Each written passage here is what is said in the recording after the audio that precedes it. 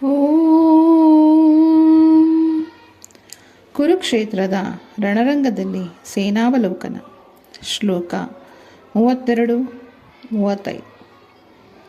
ಕಿಂ ನೋ ರಾಜ್ಯೇನ ಗೋವಿಂದ ಕಿಂ ಭೋಗೈರ್ಜೀವಿತೇನ ವಾ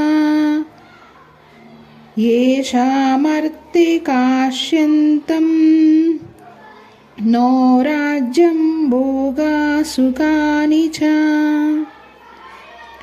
ತಯಿಮೇವ ಸ್ಥಿತಾ ಯುದ್ಧೇ ಪ್ರಾಣಾನ್ಸ್ತ್ಯಕ್ತಧನಾನಿ ಚ ಆಚಾರ್ಯಃ ಪಿತರಃ ಪುತ್ರಾಸ್ತಥೈವ ಚ ಪಿತಾಮಹ ಮಾತುಲಾಃ ಶ್ವಶುರಾಃ ಪೌತ್ರಾಃ ಶಾಲಾಃ ಸಂಬಂಧಿನಸ್ತಥಾ ಏತನ್ನಾಹಂತುಮಿಚ್ಛಾಮಿ ಜ್ಞತೋಪಿ ಮಧುಸೂದನ. ಅಪಿ ತ್ರೈಲೋಕ್ಯರಾಜ್ಯಸ್ಯ ಹೇತೋಃ ಕಿಂ ನು ಮಹೀ ಕೃತೆ ನಿಹತ್ಯಾದಾರ್ತರಾಷ್ಟ್ರಾನ್ನಃ ಕಾ ಪ್ರೀತಿಃ ಸ್ಯಾತ್ ಜನಾರ್ದನ. ಅನುವಾದ. ಹೇ ಗೋವಿಂದ, ಯಾರಿಗೋಸ್ಕರ ನಾವು ರಾಜ್ಯವನ್ನು, ಸುಖವನ್ನು ಮತ್ತು ಬದುಕನ್ನು ಸಹ ಬಯಸುತ್ತೇವೆಯೋ ಅವರೇ ನಮ್ಮ ವಿರುದ್ಧವಾಗಿ ಯುದ್ಧಕ್ಕೆ ಸನ್ನದ್ಧರಾಗಿರುವಾಗ ಅವುಗಳಿಂದ ಏನು ಪ್ರಯೋಜನ? ಹೇ ಮಧುಸೂದನ, ಆಚಾರ್ಯರು,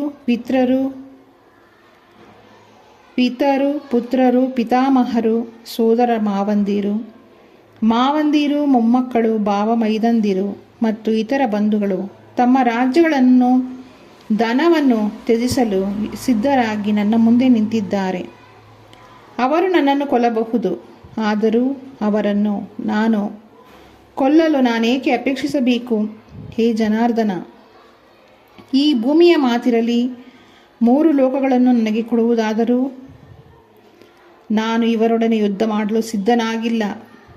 ಧೃತರಾಷ್ಟ್ರನ ಮಕ್ಕಳನ್ನು ಕೊಂದು ನಮಗೆ ಯಾವ ಸಂತೋಷ ಬಂದೀತು? ಭಾವಾರ್ಥ. ಕೃಷ್ಣನು ಗೋವುಗಳ ಮತ್ತು ಇಂದ್ರಿಯಗಳ ಎಲ್ಲ ಸಂತೋಷಗಳಿಗೆ ಕಾರಣನಾದವನು. ಇದರಿಂದಲೇ ಅರ್ಜುನನು ಶ್ರೀಕೃಷ್ಣನನ್ನು ಗೋವಿಂದ ಎಂದು ಕರೆದಿದ್ದು.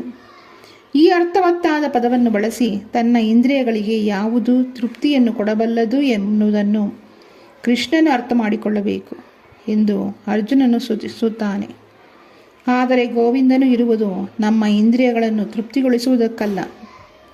ನಾವು ಗೋವಿಂದನ ಇಂದ್ರಿಯಗಳನ್ನು ತೃಪ್ತಿಗೊಳಿಸಲು ಪ್ರಯತ್ನಿಸಿದರೆ ನಮ್ಮ ಪ್ರಯತ್ನವಿಲ್ಲದೆಯೇ ನಮ್ಮ ಇಂದ್ರಿಯಗಳು ತೃಪ್ತಿ ಹೊಂದುತ್ತವೆ.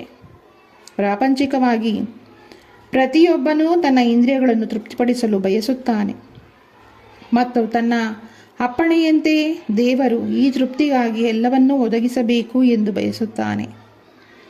ದೇವರು ಜೀವಿಗಳ ಯೋಗ್ಯತೆಗಳಿಗೆ ಅನುಗುಣವಾಗಿ ಅವರ ಇಂದ್ರಿಯಗಳಿಗೆ ತೃಪ್ತಿ ಕೊಡುತ್ತಾನೆ, ಆದರೆ ಅವರು ಹಂಬಲಿಸುವಷ್ಟು ತೃಪ್ತಿಯನ್ನು ಕೊಡುವುದಿಲ್ಲ. ಶ್ರೀಕೃಷ್ಣಾರ್ಪಣಮಸ್ತು.